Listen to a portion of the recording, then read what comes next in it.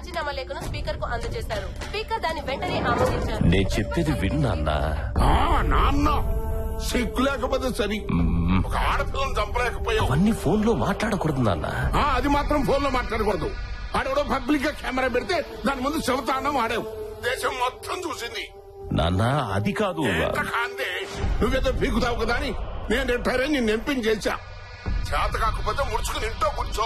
ఎక్కడ కుర్చీలో కూర్చొని నేను నడిపిస్తా. నేను చూసుకుంటాను నాన్న, నేను చూసుకుంటాను. భద్రం వచ్చావా? వాడు మిస్ అయ్యాడు కదా, వార్త అందింది. నేను అర్థం చేసుకోగలను. 100 ఏనుగుల్ని చంపడం కన్నా ఒక ఎలుకను చంపడం కష్టం.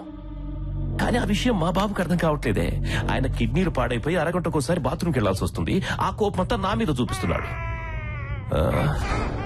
వీడొకడు సౌండ్ రాని వద్దురా అంటే రా.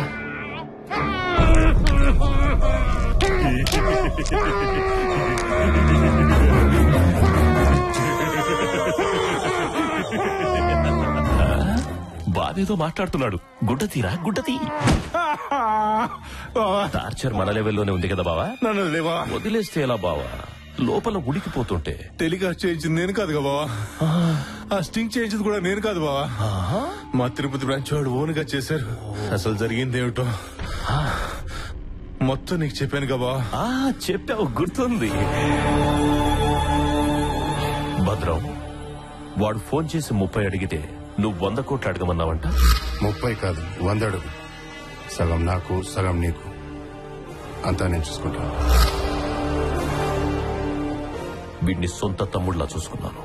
చూసావా నీ కొడుకుని? నేను బఫూన్లా ఉంటాను. ఎందుకో తెలుసా? నా శత్రువులు నన్ను తక్కువగా అంచనా వేస్తారు, ఈజీగా దొరికిపోతారు. నా ముఖం చూసి వదిలేయండి. వాడు మళ్ళీ మీ కంటికి కనపడ్డా. ఇక్కడెవరా నన్ను చంపేది?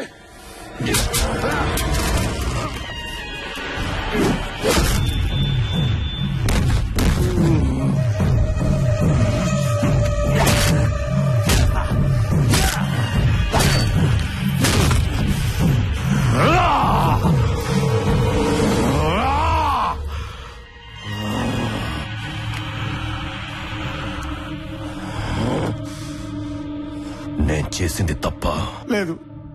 నా కొడుకు తప్పు చేశాడు, శిక్ష అనుభవించాడు. శిక్ష అనుభవించాల్సిన ఇంకొకడున్నాడు. వెతకండ్రా.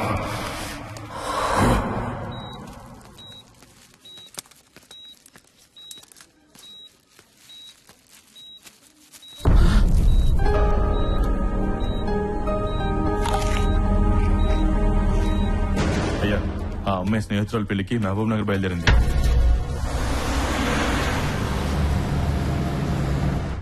యాక్సిడెంట్.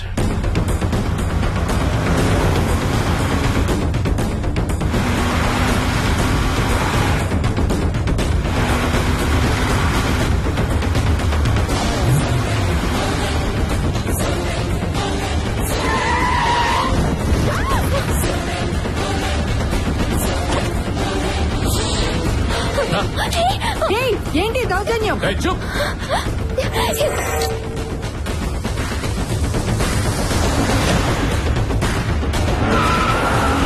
నా మాట విను.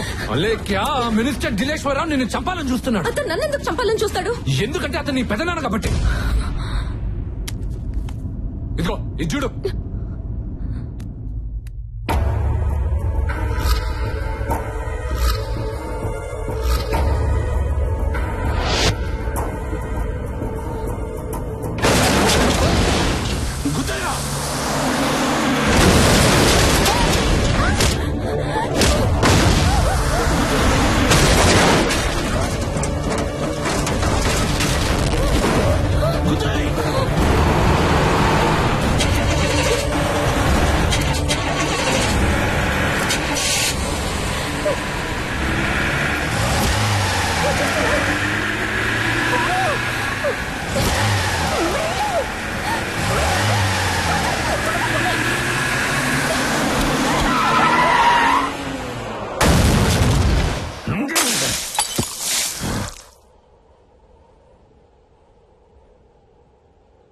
ఆ కుటుంబంలో ఎవరు నీతో కాంటాక్ట్ లో లేనప్పుడు, నువ్వంటే ఇష్టం లేనప్పుడు నేను ఎందుకు చంపాలనుకుంటున్నారు?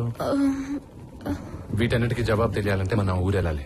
అప్పుడు గానీ సమస్యల నుంచి బయటపడం. పద. నువ్వు నిస్వార్థంగా నన్ను కాపాడుతూ ఉంటే నేను నిన్ను అపార్థం చేసుకున్నాను. నన్ను క్షమించు. చిన్నప్పటి నుంచి మన ఇద్దరికి ఇది మామూలుగా పరిచింది.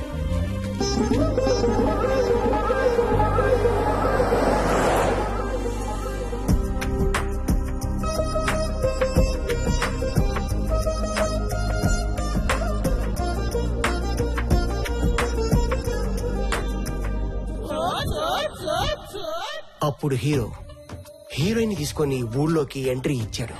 రైట్, నువ్వు ఈ కథలు రాసి మాకు చెప్పి మమ్మల్ని చంపే బదులు హైదరాబాద్ వెళ్ళి వాళ్ళని చంపొచ్చు కదరా. చంపుతా. కథ ఫినిష్ అవ్వగానే హైదరాబాద్ వెళ్ళి అందరినీ చంపేసి ఫిలిం నగర్ ఖాళీ చేయిస్తా. దెబ్బకి రియల్ ఎస్టేట్ పడిపోద్ది. అవును, ఎక్కడా చెప్పారా? హీరోయిన్ ని తీసుకొని ఊర్లోకి వస్తున్నాడు. ఎందుకు వస్తున్నాడు రా హీరో? అశాంతి నిండున్న ఆ ఊర్లో శాంతి నింపడానికి వస్తున్నాడు. శాంతి ఎలా నింపుతాడు? మంచి మాటలు చెప్పి మంచి పనులు చేశా.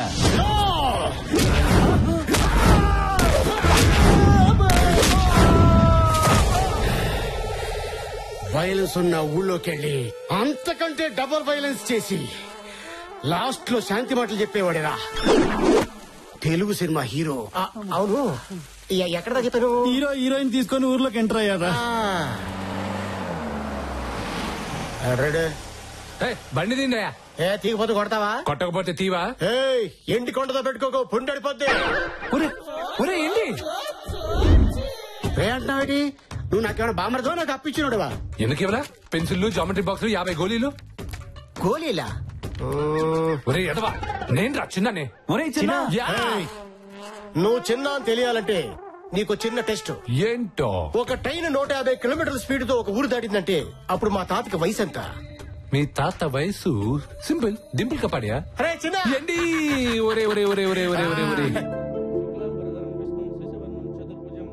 నానమ్మా,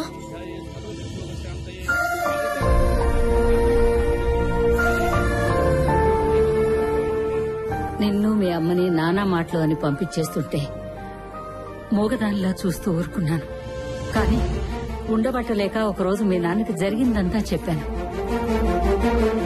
మీ నాన్న వెళ్లి పెద్దవాళ్ళిద్దరిని నిలదీశాడు. ఆగా, రేపెళ్ళరా వాళ్ళు నా చావు చూసి తలకొరి పెట్టి రేపెళ్ళు. అదే నాన్న.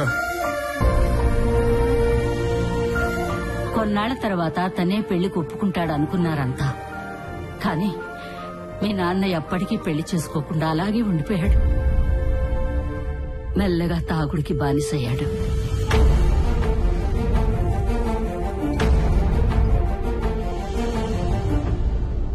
కొన్నేళ్ల తర్వాత గాని మీ తాతగారికి తెలియలేదు వాళ్ళ అన్నగారు ఆయన పిల్లలు ఎలాంటి వాళ్ళు అని.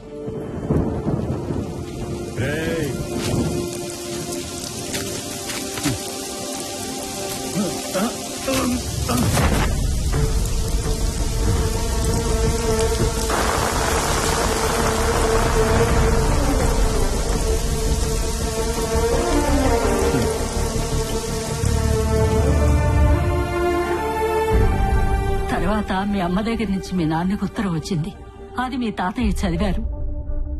మీరు నన్ను దూరం చేసుకున్నా నేను నా కూతుర్ని మంచిగానే పెంచాను, డాక్టర్ని చేశాను. నేనిప్పుడు ఈ ఉత్తరం రాయటానికి కారణం నేను కూడా తొందరలో దానికి దూరం అవుతున్నాను. క్యాన్సర్ నన్ను తినేస్తోంది. ఇప్పుడు అది అనాథ అవ్వబోతోంది. అంత పెద్ద కుటుంబం ఉంచుకుని అది అనాథగా బ్రతకబోతోంది. నేను కోరుకునేది ఒక్కటే, దానికి మీ ఆస్తి అంతస్తు అక్కర్లేదు. దయచేసి దాన్ని ఏ పండగకు శుభకార్యానికో పిలవండి. ఒక్కరోజు ఉంచుకుని పంపించండి. నా కూతురికి నా అనేవాళ్లున్నారనే సంతృప్తితో చనిపోతా. ఇది నా ఆఖరి కోరిక అనుకోండి. అదే రోజున మీ తాతయ్య తన పేరునున్న ఆస్తిని నీ పేరును రాశారు.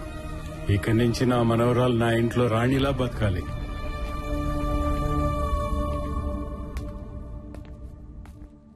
సర్వేశ్వర, నా మనవరాలను తీసుకొచ్చి పడుకున్నావా? సరే.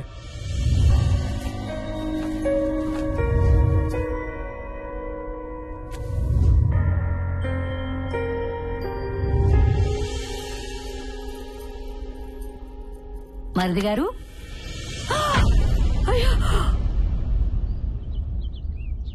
ఆ తర్వాత థర్మల్ ప్రాజెక్టు కట్టాలనుకున్నప్పుడు ఆ పొలం నీ పేరు మీద ఉందని ఇంట్లో వాళ్ళకి తెలిసింది.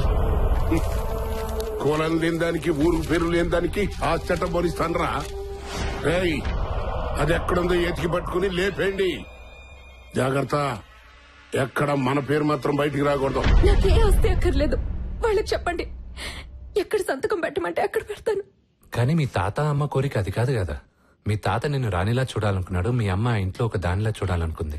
అయినా నిన్నే తలుచుకుంటూ బ్రతుకుతున్న నీ తండ్రిని చూడాలని లేదా నీకు? నా తండ్రిని కలవాలని ఉంది, కౌగిలించుకుని ఏడవాలని ఉంది. కానీ నువ్వు ఇంకేం మాట్లాడుకో. నేను నిన్ను మీ నాన్న దగ్గర చేరుస్తాను, ఆ ఇంట్లో ఒక దాన్ని చేస్తాను. అంతేకాదు, ఆ ఇంట్లో అందరూ నిన్ను రాణిలా చూసుకునేలా చేస్తాను. ఒక పక్క నన్ను చంపాలని చూస్తుంటే నన్ను ఇంటికి ఎలా తీసుకెళ్తావు? అది నేను చూసుకుంటాను. ఒక విధంగా నా వల్లే నువ్వు ఆ ఇంటికి దూరం అయ్యావు. నేనే ఆ ఇంట్లోకి నిన్ను చేరుస్తాను. ఆ ఇంట్లోకి వెళ్తావా? ఆ ఇంట్లో ఉన్న వాళ్ళందరూ ఎలాంటి వాళ్ళు తెలుసా నీకు? దిక్కుమాలందరికీ కార్డులు ఇచ్చిన తర్వాత నా కార్డుకి రాకూడదు.